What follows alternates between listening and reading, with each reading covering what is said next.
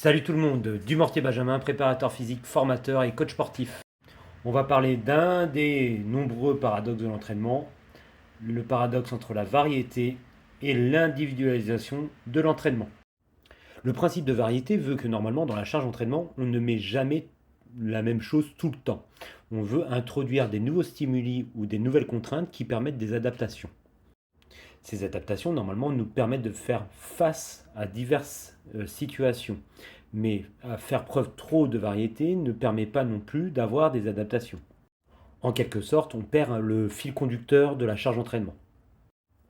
Le principe d'individualisation veut que normalement la charge d'entraînement est adaptée à la personne qui est en face de nous. Et quand on individualise, théoriquement, on a les meilleures adaptations et les meilleures capacités de la personne encadrée.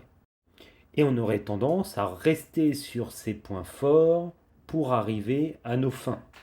Donc il y a une sorte de tension qui se crée entre le principe de variété et d'individualisation. C'est-à-dire que si on met trop de variété, on ne va pas assez individualiser, et si on individualise trop, on ne va pas assez varier. Ainsi, toutes les personnes qui font acte d'éducation physique et d'éducation sportive doivent être conscientes de ce paradoxe entre la variété et l'individualisation. Plus vous en avez conscience, plus vous allez maîtriser les adaptations voulues auprès de votre personne encadrée. On ne va pas donner de réponse dans cette vidéo, mais il va falloir gérer cette tension, ce paradoxe entre la variété et l'individualisation.